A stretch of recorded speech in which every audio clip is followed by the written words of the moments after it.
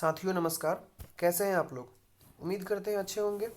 देखिए, यह बात मानकर चलिए कि बीपीएससी री एग्ज़ाम होगा। अब जिस तरीके से भी हो, कोर्ट के तरीके से हो या सरकार की तरफ से हो, मानकर चलिए होगा। लेकिन थोड़ी देर के लिए मानिए अगर नहीं होता है तो क्या होगा? मेंस होगा। लेकिन इस वजह से हम लोग सिर्फ प्री पढ़ते नहीं ना रह जाएंगे। क्या पता अब री एग्ज़ाम ना हो, आपका प्री में सिलेक्शन हो जाए, फिर मेंस के लिए 2 महीने में क्या करते, चिल्लाते रह जाएंगे। और अगर री एग्ज़ाम होता है तो ऑलरेडी प्री की तो तैयारी है ही है। उसके बाद क्या करेंगे? अगर 1 महीने का तो वो मिनिमम टाइम देगा ना, अगर री एग्ज़ाम लेता है तो इतने दिन काफ़ी है, फिर से तैयारी हो जाएगी। इसलिए अभी मेंस पढ़ना थोड़ा ज़रूरी है। ठीक है। और इसी मेंस के क्रम में हम लोगों ने आईआर देख लिया। आईआर की स्टैटिक चीज़ें देख लिया है हम लोगों ने, जो बार बार पूछता है। कुछ चीज़ें बाकी है जिसको हम लोग बाद में देखेंगे। ठीक है। अभी हम लोग विजन मेंस 365 से बायोटेक्नोलॉजी देखेंगे। क्या देखेंगे? बायोटेक्नोलॉजी देखेंगे। तो आइए देखते हैं बायोटेक्नोलॉजी क्या है। बायोटेक्नोलॉजी ह्यूमन जीवन में गुणवत्ता को सुधार लाने के लिए विभिन्न प्रकार के टेक्नोलॉजी का इसमें प्रयोग किया जाता है। जीवित प्रक्रिया और विभिन्न प्रकार के सिस्टम्स होते हैं, उसके उपयोग किए जाते हैं। ठीक है। नॉर्मल साइज का परिभाषा है।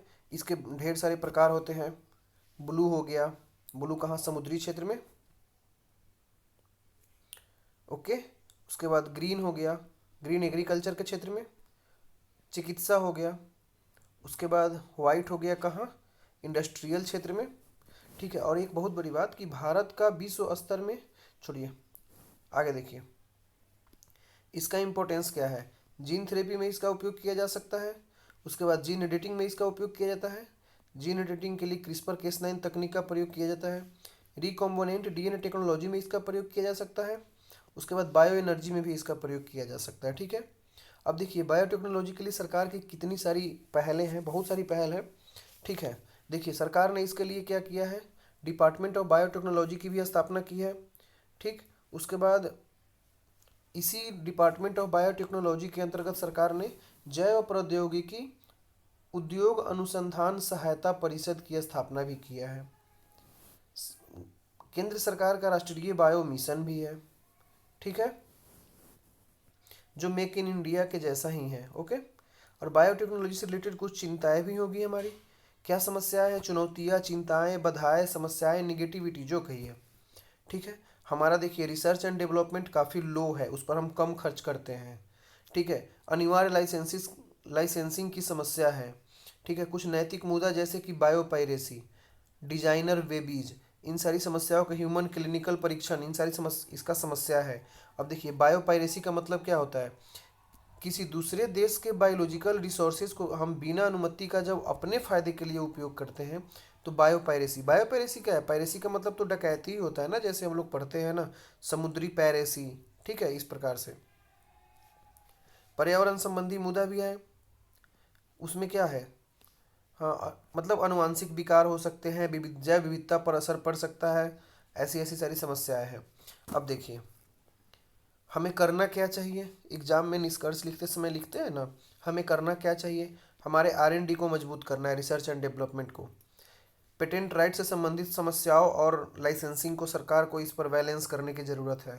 ठीक है। हमारे बुनियादी ढांचे, इन सारी चीज़ों पर ध्यान देना चाहिए। ठीक।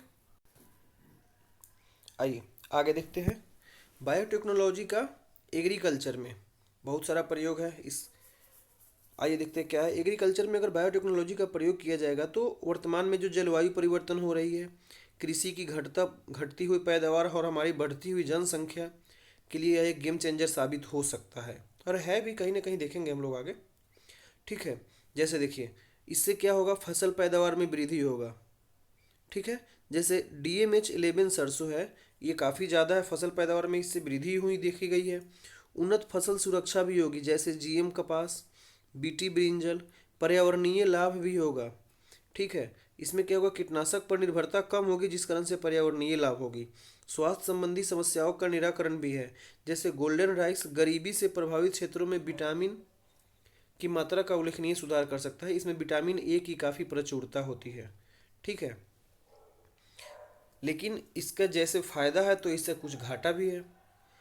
घाटा में स्वास्थ्य संबंधी समस्याएं ही हैं। उसमें क्या है, एंटी माइक्रोबियल रेसिस्टेंस है, इसकी वृद्धि की संभावना है। अब एंटी माइक्रोबियल रेसिस्टेंस क्या होता है, हम इतना ना ऐसी विषाक्त और कीटनाशक से संबंधित अगर ये चीज़ें खाते हैं, ज़्यादा एंटीबायोटिक का प्रयोग करते हैं, तो एक समय ऐसा आएगा जब वो एंटीबायोटिक हमारे बॉडी पे इफेक्ट करना ही ख़त्म कर देगा। ठीक है, वही चीज़ें हैं। अब देखिए, पर्यावरणीय और पारिस्थितिकी समस्या है। वो कैसी समस्या है, क्रॉस परागण की जब समस्या उत्पन्न हो सकती है, इसके कारण क्या होगा, क्रॉस परागण के कारण क्या हो जाएगा, सुपर वीड्स पैदा होगा। सुपर वीड्स पैदा हो जाएगा तो उसको नियंत्रित करना ही काफ़ी कठिन हो जाएगा। इससे क्या होगा कि आक्रामक प्रजातियों की संख्या में वृद्धि हो सकती है। कुछ नैतिक चिंता है जैसे कि जीएम टेक्नोलॉजी को रेगुलेशन करने, क्या है, जीएम प्रौद्योगिकी के अविनियमन के कारण, यानी कि रेगुलेशन नहीं किया जा रहा है, तो उसमें कॉरपोरेट कृषि में क्या होगा, कॉरपोरेट क्षेत्र का प्रभुत्व बढ़ेगा। और जब कॉरपोरेट क्षेत्र का प्रभुत्व बढ़ेगा तो छोटे और निम्न और सीमांत किसानों की गरीबी बढ़ेगी और ज़्यादा बढ़ेगी। ठीक है, और उनका उसमें योगदान कम होता जाएगा। ठीक है, आगे देखिए, अब हमें करना क्या चाहिए। कृषि क्षेत्र में जैव प्रौद्योगिकी के उपयोग से बेहतर गुणवत्ता एवं पोषण युक्त फसल, कीट और रोगों के प्रति बेहतर प्रतिरोधकता, उत्पादन की लागत में कमी, ये सब आती है। इस प्रकार समाज की बेहतरी के लिए क्या करना है, इसका उपयोग किया जा सकता है। हालांकि हमें सुनिश्चित करना है कि पर्यावरण, स्वास्थ्य और छोटे सीमांत किसानों पर इसके जोखिम ना हो। ठीक, चलिए आगे देखते हैं। अनुवांशिक रूप से संशोधित जीव। ठीक है, अनुवांशिक रूप से संशोधित जीव ये ऐसा जीव होता है जिसकी अनुवांशिक सामग्री में कुछ हम जैसा चीज़ें चाहते हैं, यानी वांछनीय लक्षण को शामिल करने के लिए संशोधित किया जाता है। यह बदलाव किसी विशेष उद्देश्य से किया जाता है, जैसे कि फसल की कीड़ों से बचाना। यह एक प्रकार की जीव को बेहतर बनाने की कोशिश करता है,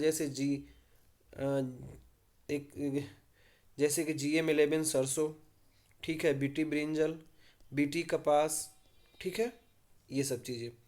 इसका उपयोग क्या है, अनुवांशिक जैव विविधता को फिर से जो मरते हुए जैव विविधता को हम लोग बढ़ा सकते हैं। औद्योगिक उपयोग जैसे कि जैव ईंधन, बायोप्लास्टिक इत्यादि में किया जा सकता है। चिकित्सा जैसे कि फार्मास्यूटिकल यानी कि इंसुलिन का उत्पादन, ये सब बढ़ाया जा सकता है। जीनो ट्रांसप्लांटेशन, जीन थेरेपी इत्यादि में सहायता हो जाएगा ज़्यादा से ज़्यादा।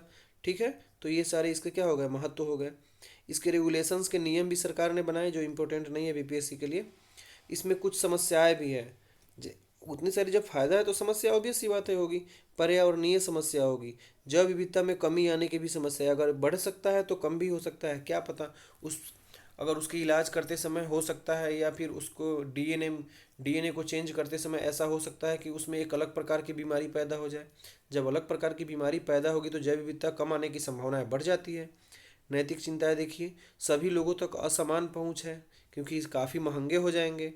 ठीक है, विनियामन संबंधी समस्याएं भी है, और आगे की राह के लिए सरकार को इन सारी कमियों पर क्या करना पड़ेगा, ध्यान देना पड़ेगा। ठीक है, आगे देखिए, जीएम फसल और खाद्य सुरक्षा में क्या संबंध है।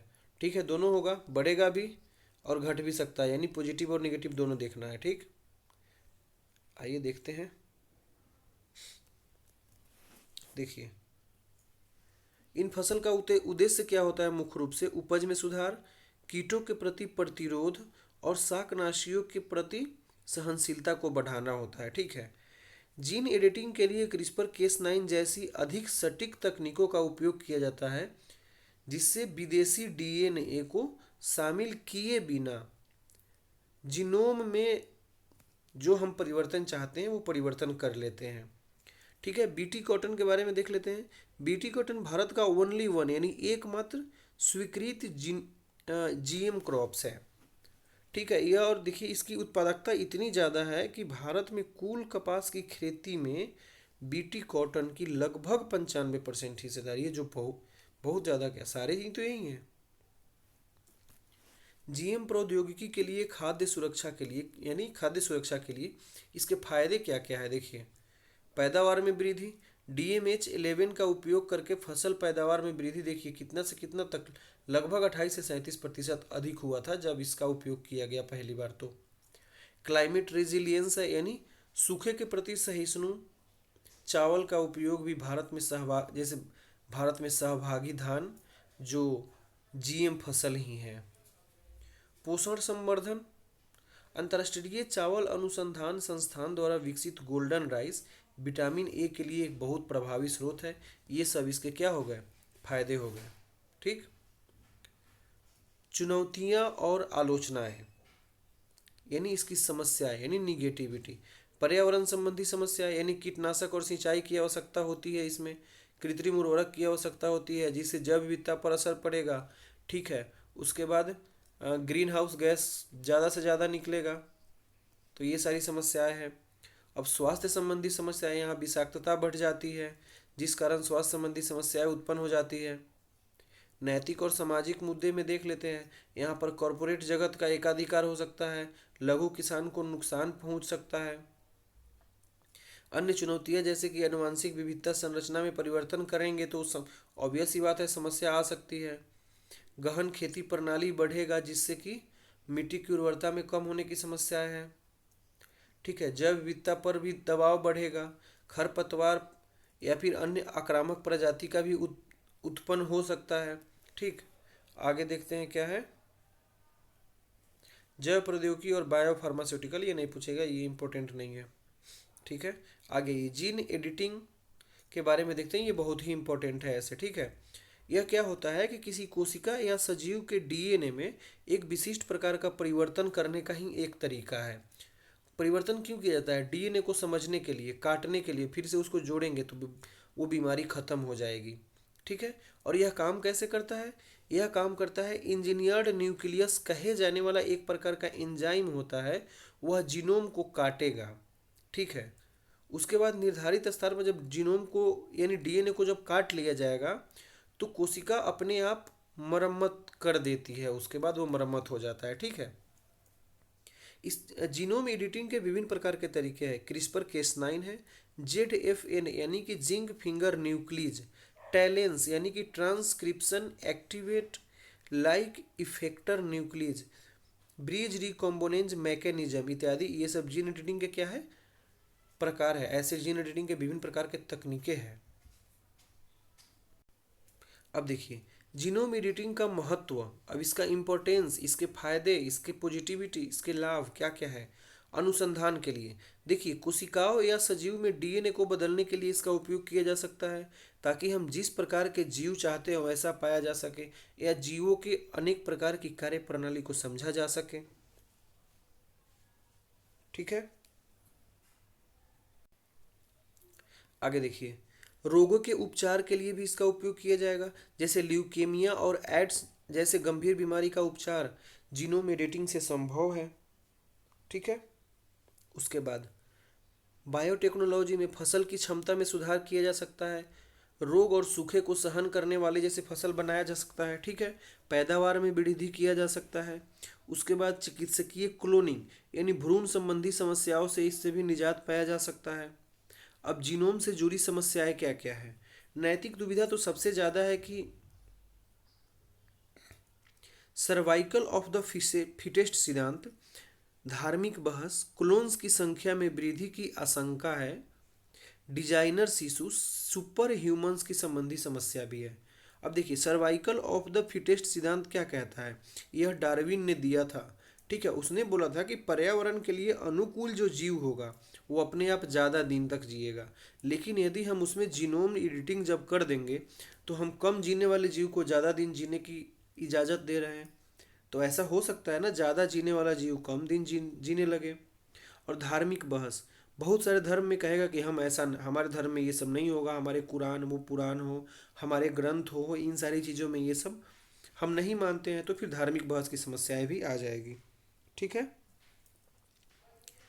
सुरक्षा संबंधी समस्याएं, जैसे कि विभिन्न प्रकार के बीमारी हम सफाया करने चले और क्या पता एक अलग प्रकार की बीमारी उत्पन्न हो जाए, उससे अलग वायरस उत्पन्न हो जाए, जो भी उत्पन्न हो जाए तो एक प्रकार की और समस्या हो गई। ठीक है। उसके बाद देखिए विविधता को भी खतरा हो सकता है इससे। ठीक है। प्रजातियों की अनुवांशिक इंजीनियरिंग करने के आनुवांशिक विविधता पर भी प्रभाव पड़ेगा, निगेटिव प्रभाव ही पड़ेगा। ठीक है। हाँ, उसके बाद देखिए अन्य प्रकार की स्वास्थ्य जोखिम जैसे कि एलर्जी बढ़ सकती है, कैंसर हो सकता है, विभिन्न प्रकार के टिश्यूज या फिर सेल्स को भी समझ इससे चोट पहुंच सकती है। अब आगे की राह क्या करनी चाहिए, ये देखिए आगे की राह के लिए हमारी कमी में सुधार करना चाहिए, विभिन्न प्रकार का फ्रेमवर्क होना चाहिए, रूल्स एंड रेगुलेशंस होनी चाहिए, उपचार के अंतिम उपाय के रूप में इसका उपयोग किया जाना चाहिए। ऐसा ना हो कि हम किसी बीमारी को लेकर गए और जीनोम एडिटिंग स्टार्ट कर दिए। उसके लिए संभव सारे ऑप्शंस को यूज करने के बाद ही इसके अंतिम उपाय के रूप में करना चाहिए उपयोग। ठीक, आगे देखिए clustered regularly interspaced short palindromic repeats CRISPR. Clustered regularly interspaced short palindromic repeats CRISPR एक प्रकार की कैंची है। देखिए आगे देखते हैं ये क्या है, क्रिस्पर कैस9 क्या है। जीन के कार्य में बदलाव करने के लिए इसका उपयोग किया जाता है। किसका, क्रिस्पर केस 9 का। इसकी मदद से अनुवांशिक कोड में बदलाव किया जाता है या फिर जीनोम के डीएनए में सटीक स्थान पर हमें क्या बदलाव करना है उसमें इसका उपयोग करते हैं। अब यह काम कैसे करता है, सबसे पहले बात कि क्रिस्पर उसके अंदर जो केस 9 है, ये जो केस 9 है ये एक प्रकार का प्रोटीन होता है। केस 9 नामक प्रोटीन आणविक कैंची के सॉरी डीएनए स्ट्रैंडर्ड्स को सबसे पहले काटते हैं और पेस्ट करने का यह एक तकनीक है। ठीक है, अनुवांशिक कोड की पहचान की जाती है जिसे संशोधित करना है हमको। ये एक जीव है, इसके अंदर हमें इसको संशोधित करना है तो ये इसको पहचानने में सहयोग करता है। अब देखिए उसमें जो केस 9 होता है वह एक प्रकार का प्रोटीन है। ठीक है, और वह आणविक कैंची के जैसा वह काम करता है वह प्रोटीन। उसके बाद इसका उपयोग डीएनए स्ट्रैंडर्ड के किसी हिस्से को काटने के लिए किया जाता है। किसका, ये जो कैस 9 नामक प्रोटीन है ये काटने में प्रयोग किया जाता है। ठीक है, उसके बाद स्ट्रैंडेड जब टूट जाता है तब उसमें स्वयं से मरम्मत होने के गुण मौजूद हो जाता है और वह मरम्मत करने लगता है। इस प्रकार से डीएनए स्ट्रैंडेड को हटाया जा सकता है और इससे मानव शरीर को स्वस्थ बनाने में मदद मिलेगा। ठीक है, अब क्रिस्पर तकनीक का उपयोग कैसे कहाँ किया जाता है, कैसे तो देख लिए, अब कहाँ किया जाता है। मानव भ्रूण के जीन में बदलाव किया जा सकता है और हम जैसा बच्चा चाहेंगे वैसा बच्चा पैदा होगा। फसलों के आनुवांशिक कोड में बदलाव करके उन्हें सहिष्णु बनाया जा सकता है। यानी मान लो कुछ फसल है जो ज़्यादा से ज़्यादा अगर ज़्यादा धूप होने लगा तो सूखने लगा तो सूखा सहिष्णु हम बना सकते हैं। अगर वो बारिश में समस्याएं होती है तो बारिश जैसी सहिष्णु बना सकता है। पर्यावरण में अन्य प्रकार की वल्नरेबिलिटी होती है उसको कम किया जा सकता है। कैंसर के इलाज के लिए नई चिकित्सा संबंधी विकास किया जा सकता है। ये इसका उपयोग भी है और ये इसके फायदे भी है। अब क्रिस्पर तकनीक कैसे काम करता है, सबसे पहले देखिए हमने देखा ना कैस 9 प्रोटीन कोशिका में गाइड आरएनए के साथ मिलकर केस 9 आरएनए कम्प्लेक्स का निर्माण करता है। ये है केस 9 और ये है गाइड आरएनए के साथ मिलकर ये जो पीला कलर का दिख रहा है ये कम्प्लेक्स आरएनए का निर्माण करता है, कम्प्लेक्स का निर्माण करता है। और उसके बाद क्या होता है, यहाँ पर केस 9 आता है और इस चीज़ को क्या करते हैं ये कट कर देता है। और कट करने के बाद जो हम एक अलग प्रकार की प्रोग्राम किए रहते हैं डीएनए को, उस डीएनए को इसमें ऐड कर देते हैं। इस प्रकार से क्रिस्पर केस 9 तकनीक काम करता है। ठीक है, अब देखिए अब है कार्टी सेल थेरेपी। ठीक है, देखिए हाल ही में क्या यह क्यों इम्पोर्टेंट है, इसलिए हाल ही में भारत में पहली स्वदेशी इंडेजेनिक कार्टी सेल थेरेपी नेक्सकार 19 के व्यवसायिक उपयोग को मंजूरी देने के बाद कैंसर का इलाज किया गया है। Point to be noted, cancer का इलाज किया गया है। ठीक है, अब नेक्सकार क्या है, नेक्सकार है इस थेरेपी को उन कैंसर कोशिकाओं को लक्षित करने के लिए डिजाइन किया गया है जो सीडी प्रोटीन को बनी होती है। और सीडी प्रोटीन होता क्या है, देखिए सीडी प्रोटीन आरबीसी के जो सेल होते हैं ना, आरबीसी का जो सेल उसके सरफेस पर मॉलिक्यूल्स को पहचानने का एक प्रकार का उपकरण है, तकनीक है। सीडी प्रोटीन क्या है, आरबीसी पर सेल सरफेस के मॉलिक्यूल्स को पहचानने का तकनीक है, उपकरण है। इसका फुल फॉर्म होता है क्लस्टर ऑफ डिफरेंशिएशन। ठीक है, यह देखिए वही यहाँ पर होगा ना, कोशिकाओं को, कैंसर कोशिकाओं को पहचानने में सीडी प्रोटीन बायोमार्कर के रूप में काम करता है, यानी कि एक सिंबॉलिक है, ये संकेतक है। यह इम्यूनोथेरेपी यानी कि ल्यूकेमिया या ब्लड कैंसर के उपचार के लिए प्रयुक्त के दौरान इसी प्रोटीन को टारगेट करने के रूप में उपयोग किया जाता है। इन्हें नष्ट करने के लिए प्रतिरक्षा प्रणाली को प्रेरित भी करता है। अब देखिए बायोमार्कर के बारे में देखिए, एक मापने योग्य जैविक संकेतक है। ये शरीर में होने वाली सामान्य जैविक प्रक्रिया, रोग के बढ़ने या चिकित्सा के प्रभाव को दर्शाता है। कौन? बायोमार्कर। ये कोशिका अणु, प्रोटीन या भौतिक संकेत हो सकते हैं जिसका निष्पक्ष मूल्यांकन भी किया जाता है। बायोमार्कर न केवल रोग की उपस्थिति का अनुमान लगाएगा बल्कि इसके बढ़ते और अंतर्निहित जैविक प्रक्रियाओं में परिवर्तन का भी यह अनुमान लगाएगा। ठीक है, यह थेरेपी, कौन therapy? NexCAR therapy. B cell lymphoma क्या है? ब्लड कैंसर है। इससे ग्रसित बी सेल लिम्फोमा क्या है? ब्लड कैंसर है। ग्रसित रोगियों के लिए कारगर है, जिन पर कीमोथेरेपी जैसे उपचार बहुत ज़्यादा प्रभावी नहीं होता है, उसके लिए नेक्सकार काफ़ी इम्पोर्टेंट है, कार्टी सेल थेरेपी। ठीक है, इसका कारण यह है कि ब्लड कैंसर के मामले में यदि कीमोथेरेपी जैसा उपचार विधियों का उपयोग किया जाता है तो कैंसर फिर से बढ़ने लगता है। यानी कि यह कह रहा है कि हम कार्टी सेल थेरेपी का उपयोग करेंगे तो समस्या जल्दी समाधान होगी, लेकिन वहीं अगर हम कीमोथेरेपी का उपयोग करते हैं ब्लड कैंसर पर तो उसको 100% ठीक होने की भी संभावनाएं नहीं है। और दूसरी बात, फिर से वो कैंसर ठीक तो हो जाता है लेकिन फिर से उभरने लगता है। इसीलिए कार्टी सेल थेरेपी काफ़ी इम्पोर्टेंट है। अब देखिए कार्टी सेल थेरेपी के बारे में देखते हैं, यह कैसे काम करेगा।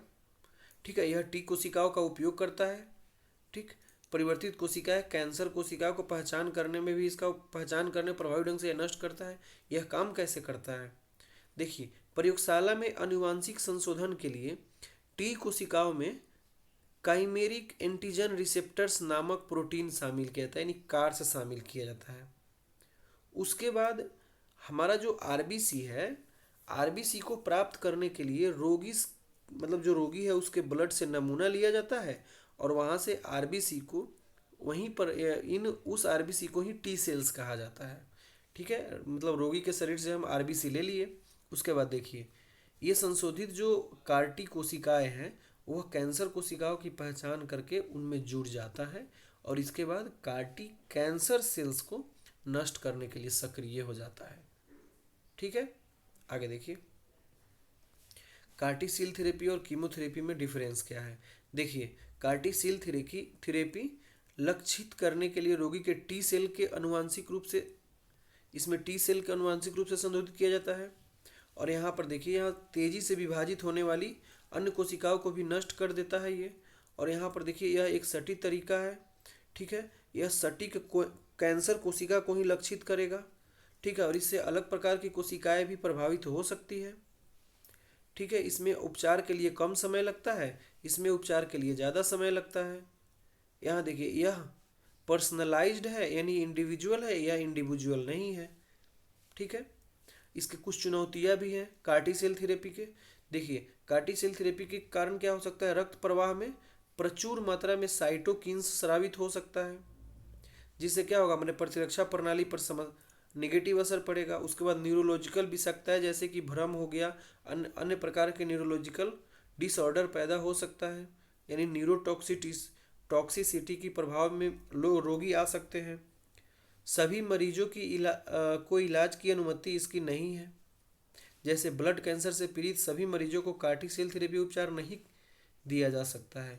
रोगी की आयु के ऊपर डिपेंड करता है क्या क्या चीज़ें हैं। ठीक है, अन्य प्रकार के मुद्दे, ये काफ़ी महंगा है, गरीब लोग नहीं करवा सकते हैं इससे थेरेपी से उपयोग इलाज। इसका सीमित उपयोग है केवल ब्लड कैंसर, वो भी कुछ मामले में ही, 100% ये सक्सेस नहीं है। ठीक है, इसकी समस्याएं हो गई। आगे देखिए, आगे का पॉइंट है जीन थेरेपी। जीन थेरेपी क्या है? यह एक प्रकार का तकनीक है जिसमें बीमारी या विकार, उसका इलाज, बचाव, उन्हें ठीक से मतलब करने के लिए किया था एक प्रकार का, ठीक है। जीन थेरेपी का प्रकार होता है, एक जर्मेनाइल जीन थेरेपी होता है, एक सोमेटिक जीन थेरेपी होता है। जर्मेलाइन जीन थेरेपी में क्या होता है, जर्मेलाइन सेल या प्रजनन सेल्स, इस जिसे हम लोग ओवम और स्पर्म्स बोलते हैं, उसके कार्यात्मक जीन इंजेक्ट करके इसमें संशोधित किया था। यानी इसमें डायरेक्ट सुई इंजेक्शन, समझ गए, डायरेक्ट इंजेक्शन, इसमें इंजेक्शन दिया जाता है जर्मेलाइन में। और सोमैटिक में क्या होता है, रोगी को सोमैटिक सेल या काइक यानी स्टेम सेल में स्थानांतरित किया जाता है। उस किसी भी प्रकार का संशोधन और उसका कोई भी प्रभाव केवल उस रोगी तक ही सीमित रहता है। पॉइंट टू बी नोटेड, प्रभाव केवल उस रोगी तक ही सीमित रहेगा। यह संशोधित जीन भावी पीढ़ी में स्थानांतरित नहीं होता है। सोमैटिक सेल भावी पीढ़ी में आने वाले पीढ़ी में स्थानांतरित नहीं होगा। देखिए, जीन थेरेपी के उत्पाद ये इम्पोर्टेंट नहीं है, ठीक है। आगे देखिए, ये जीन थेरेपी की पद्धतियाँ हैं। एक इन वीवो होती है, इन वीवो मतलब आपको इंजेक्शन से इसमें उपचार दिया जाता है। और एक्स वीवो मतलब आपकी खराब जो कोशिका है उसको बाहर निकालते हैं और फिर से वहाँ उसका उपचार करके फिर से आपके शरीर में डाल देते हैं। ये एक इन वीवो हो गया और एक एक्स वीवो हो गया। ये कुत्ता आज कुछ ज़्यादा ही बोल रहा है, परेशान कर दिया एकदम से। खैर, देखिए, इसका इम्पोर्टेंस क्या है, किस चीज़ का इम्पोर्टेंस, जीनोम सीक्वेंसिंग अब हम लोग देखने हैं, ठीक है। जीनोम सीक्वेंसिंग का इम्पोर्टेंस, अनुवांशिक रोगों के उपचार खोजने के लिए उन्नत एनालिटिक्स, आर्टिफिशियल इंटेलिजेंस को एकीकृत करने के लिए कृषि एवं खाद्य प्रणाली में भी इसका उपयोग किया जा सकता है। कितना बोल रहा है कुत्ता यार। चलिए देखिए, खैर कोई नहीं, थोड़ा ध्यान रखिएगा। सरकार की इसके लिए क्या क्या स्टेप उठाया है, इंडीजेन कार्यक्रम, global alliance for genomic and health, genome India project, ठीक है। इसकी कुछ बाधाएं भी है, जैसे डेटा की कमी है, निजता की समस्या आ सकती है, कानूनी नीति और विनियामक फ्रेमवर्क की भी हमारे पास कमी है, वित्तीय बाधाएं, कुशलता की कमी है, और आगे की राह इन सारी समस्याओं को दूर करना है, ठीक है। आगे देखिए, स्टेम सेल्स। स्टेम सेल्स क्या होता है, अलग अलग प्रकार की कोशिकाओं जैसे कि मांसपेशी सेल्स, ब्लड सेल्स और ब्रेन सेल्स में विकसित होने की सक्षम होता है। इसमें वही है क्या, ये स्टेम सेल्स है। स्टेम सेल्स काफ़ी लंबा टॉपिक है, ठीक है। देखिए, इसका स्टेम सेल्स का इम्पोर्टेंस, ठीक है। स्टेम सेल्स का इम्पोर्टेंस जैव चिकित्सीय उपयोग में, जैसे कि टिश्यू इंजीनियरिंग, दवा के विकास करने में, रोग मॉडलिंग में, विकासात्मक जीव विज्ञान में किया जा सकता है। पुनर्योजी चिकित्सा जैसे कि स्टेम सेल थेरेपी, इन सारी चीज़ों में इसका उपयोग किया जा सकता है।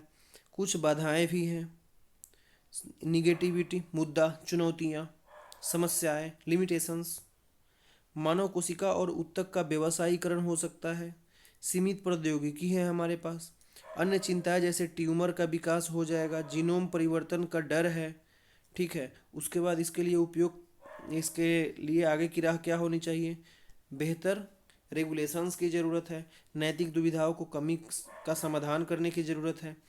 परीक्षण के लिए हम लोगों से क्या क्लिनिकल ट्रायल जिसको बोलते हैं ना, उसकी सहमति की आवश्यकता है हमें, ठीक है। देखिए, स्टेम सेल्स थेरेपी क्या होता है, स्टेम सेल थेरेपी के बारे में अभी हम लोग को अब देखना है। रीजेनरेटिव चिकित्सा का एक रूप है। इसके तहत इन्फ्लेमेशन को कम करके तथा प्रतिरक्षा प्रणाली में सुधार करके शरीर के भीतर क्षतिग्रस्त कोशिकाओं को मरम्मत करते हैं। यानी इन्फ्लेमेशन को कम किया जाता है और प्रतिरक्षा प्रणाली में सुधार किया जाता है, और जो सेल्स एंड टिश्यूज खराब हो गए हैं उसका इसमें निराकरण किया जाता है, ठीक है। रीजेनरेटिव चिकित्सा ऊतक एवं अंगों को ठीक करने, बढ़ते उम्र, बीमारी, अन्य प्रकार की जो कार्य क्षमता हमारी कम हो गई है उसको विकसित करने के लिए यह काम किया जाता है, ठीक है। स्टेम सेल कैसे प्रत्यारोपित किया जाएगा, सबसे पहले इसमें देखिए क्या किया जाएगा। सबसे पहले मरीज का पूर्व उपचार किया जाता है और उसके लिए बोन मैरो से हीमोपोएटिक स्टेम सेल क्या किया जाता है, रक्त धाराओं में प्रवेश किया जाता है। यानी ब्लड का जो धाराएं हैं उसमें ब्लड करंट में प्रवेश कराया जाता है। उसके बाद क्या करते हैं, मरीज के शरीर से ब्लड सेल को क्या करते हैं, प्राप्त करते हैं। और फिर जो होता है, जो ब्लड के नमूने से स्टेम सेल को निकालकर हम अलग कर लेते हैं, सिर्फ स्टेम सेल को निकालकर अलग करते हैं, और जो शेष जो रेस्ट ब्लड बचता है उसको शरीर में वापस करते हैं। क्या करते हैं, सबसे पहले ब्लड सेल को निकालते हैं, ब्लड स्टेम सेल को निकालते हैं, वहाँ से स्टेम सेल और ब्लड को अलग करते हैं, ब्लड को फिर से शरीर में ले जाया जाता है। उसके बाद अगर ज़रूरत पड़ा तो स्टेम सेल को फ्रीज किया जाएगा, ठीक है। और नहीं ज़रूरत पड़ा तो डायरेक्ट हम लोग क्या करेंगे, जो अलग किया हुआ स्टेम सेल है उसको फिर से शरीर में प्रवेश करा देते हैं। बोन मैरो को नए सिरे से जो ब्लड वेसल्स होते हैं उसको बनाने में मदद किया जाता है। इस प्रकार से यह स्टेम सेल थेरेपी काम करता है। स्टेम सेल थेरेपी में क्या क्या है, हार्वेस्टिंग, कंडीशनिंग, यानी हार्वेस्टिंग मतलब इसके तहत जो डोनर से स्टेम कोशिकाओं सेल को प्राप्त किया जाता है। कंडीशनिंग मतलब प्रत्यारोपण के लिए जो लेने वाले व्यक्ति हैं उसके शरीर को तैयार किया जाता है। स्टेम सेल्स का प्रत्यारोपण फिर करते हैं, फिर रिकवरी अर्थात उसकी सुधार हो जाती है, ठीक है। ये हो गया। अब कल हम लोग नैनो टेक्नोलॉजी देखेंगे, ठीक है। तो आप लोग टेलीग्राम से भी जुड़ जाइएगा, PCS यात्रा, वहाँ पर PDF भी मिल जाता है, ठीक है। Thank you.